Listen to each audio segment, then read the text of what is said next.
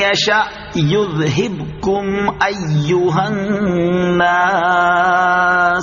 اے لوگو اگر وہ چاہے تو تمہیں لے جائے۔ اللہ عز و جل کائنات سے غنی ہے، ساری کائنات اس کی عبادت کرنے لگے تو اس کی شان میں کوئی اضافہ نہیں ہو جاتا، اور ساری دنیا اس کی نافرمان ہو جائے تو اس کی شان میں کوئی کمی نہیں آتی۔ وہ غنی بے پرواہ ہے، وہ چاہے تو تم سب کو فنا کر دے اور دوسرے لوگوں کو لے آئے، تمہیں موت دے کر دوسری قوم کو یہاں آباد کر دے، جیسے فرعون کے ملک کا دوسروں کو مالک بنا دیا۔ اس کی شان بلند ہے اور وہ ہر شے پر قادر ہے۔ حضرت ابو ذر رضی اللہ تعالیٰ عنہ سے روایت ہے، رسول اللہ صلی اللہ تعالیٰ علیہ وسلم نے ارشاد فرمایا کہ اللہ تعالیٰ فرماتا ہے، اے میرے بندوں تم سب گمراہ ہو سوائے اس کے جسے میں ہدایت دوں، لہٰذا مجھ سے ہدایت مانگو میں تمہیں ہدایت دوں گا، اور تم سب فقیر ہو سوائے اس کے جسے میں غنی کر دوں، لہٰذا مجھ سے مانگو میں تمہیں روزی دوں گا، اور تم سب مجرم ہو سوائے اس کے جسے میں سلامت رکھوں، تو تم میں سے جو یہ جان لے کہ میں بخش دینے پر قادر ہوں، پھر مجھ سے معافی مانگے تو میں اسے بخش دوں گا اور پرواہ بھی نہ کروں گا۔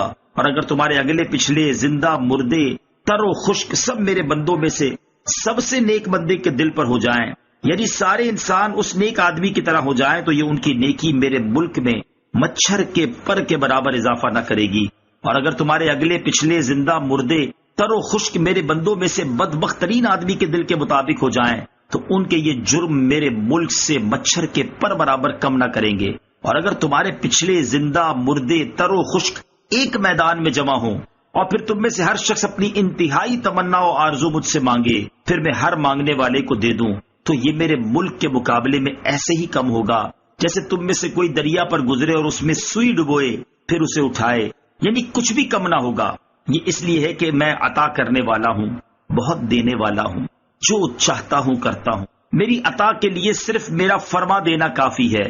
اور میرے عذاب کے لیے صرف میرا فرما دینا ہی کافی ہے۔ میرا حکم کسی شے کے متعلق یہ ہے کہ جب کچھ چاہتا ہوں تو صرف اتنا فرماتا ہوں، ہو جا تو وہ ہو جاتی ہے۔